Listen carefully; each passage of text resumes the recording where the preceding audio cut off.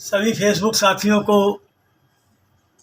नमस्कार करते हुए कहना चाहता हूं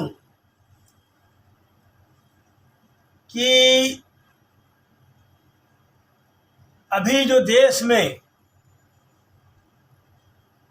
इन्फोर्समेंट डिपार्टमेंट का जो कार्रवाई चल रही है उसको देखते हुए मुझे लगता है कि मोदी विरोधी न सही ईडी विरोधी महागठबंधन ही बना लीजिए। दोस्तों, जम्मू कश्मीर से तमिलनाडु तक प्रवर्तन निदेशालय यानी कि ईडी लगातार सियासी दलों के नेताओं पर कार्रवाई कर रही है, जिससे इस बात की संभावना भी जगने लगी है कि मोदी विरोधी गठबंधन शायद ही बने।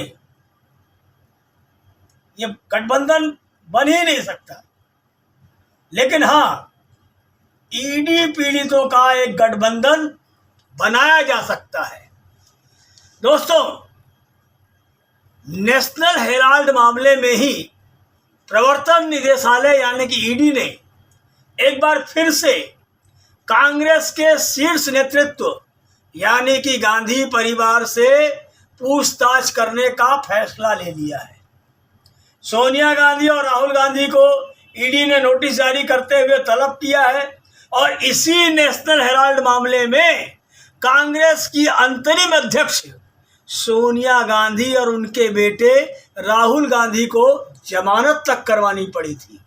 खैर, इस मामले की पूछताछ का क्या नतीजा निकलेगा ये तो वक्त ही बताएगा, लेकिन प्रधानमंत्री नरेंद्र मोदी और भाजपा पर सरकारी एजेंसियों के दुरुपयोग का आरोप लगाने वाले सभी सियासी दलों के बीच अभी भी किसी तरह का तालमेल नजर नहीं आता है।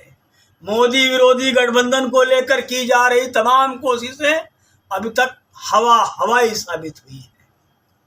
पीएम नरेंद्र मोदी और भाजपा लगातार दो लोकसभा चुनाव में सबसे बड़ी चुनौती बनकर के उभरे हैं, जिसकी वजह से 2024 के लोकसभा चुनाव के मद्देनजर हर सियासी दल अभी से जोर आजमाइश में लगा हुआ है।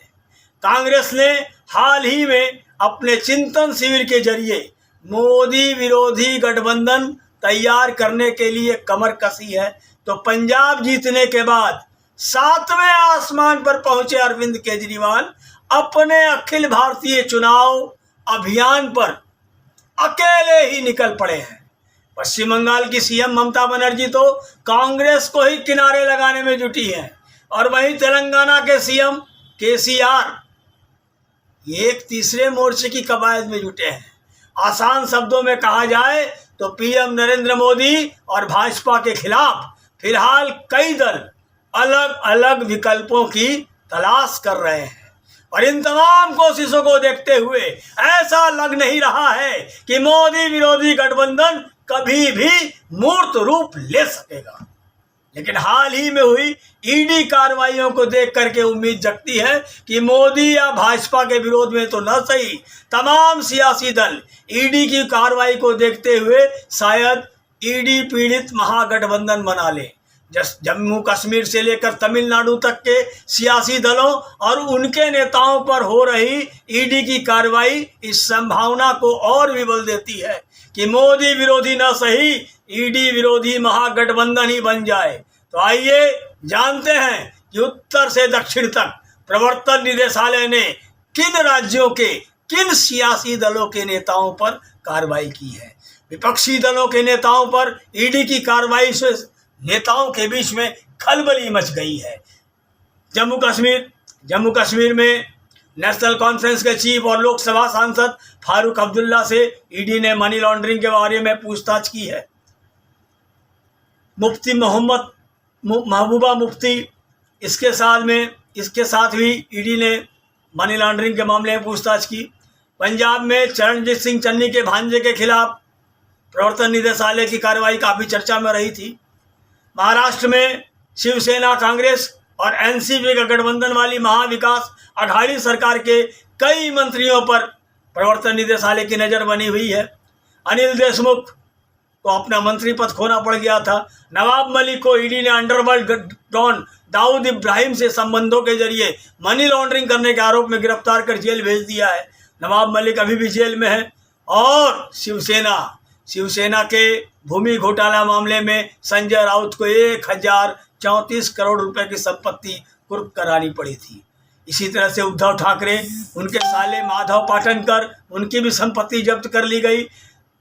कांग्रेस पार्टी के वरिष्ठ नेता सुशील कुमार शिंदे की बेटी प्रीति सराफ और उनके पति पर बैंक फ्रॉड के जरिए 35 करोड़ रुपए की मनी लॉन्ड्रिंग का आरोप लगा है। राजस्थान में अशोक गहलोत के भाई अग्रसेन गहलोत को 130 करोड़ के फर्टिलाइजर एक्सपोर्ट घोटाले में पूछताछ के लिए बुलाया गया। दिल्ली में आम आदमी पार्टी के विधायक सत्येंद्र जैन को 5 करोड़ संपत्ति मनी लॉन्ड्रिंग में अरेस्ट किया गया है। यूपी बसपा सुप्रीमो मायावती, उसके ऊपर ईडी का शिकंजा लगातार कसा जा रहा है। आजम खान, उसके खिलाफ ईडी ने केस दर्ज किया है। अखिलेश यादव, इसके खिलाफ मुख्तार अंसारी, अतीक अहमद, इन सभी पर मनी लॉन्ड्रिंग के मामलों में शिकंजा कसा जा रहा है।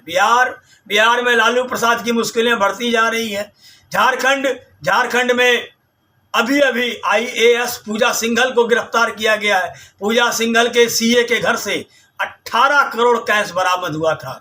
JMM चीफ झारखंड के CM हेमंत सोरेन के खिलाफ पहले से ही खनन पट्टा आवंटित किए जाने के मामले की सुनवाई की जा रही है। अब पश्चिम बंगाल, तृणमूल कांग्रेस सुप्रीमो ममता बनर्जी के भतीजे अभिषेक बनर्जी और उनकी पत्नी के खिलाफ प्रवर्तन निदेशालय ने मनी लॉन्ड्रिंग का मामला दर्ज किया है। पश्चिम बंगाल में खनन घोटाले से जुड़े धन शोधन मामले में भी 2 लोग को गिरफ्तार कर लिया गया। तमिलनाडु में DMK सरकार के मंत्री A राधाकृष्णन पर भी मनी लॉन्ड्रिंग का मामला दर्ज किया गया है। कुल मिलाकर के स्थिति यही कह रही है कि मोदी विरोधी तो न सही, ईडी विरोधी महागठबंधन ही बन जाए।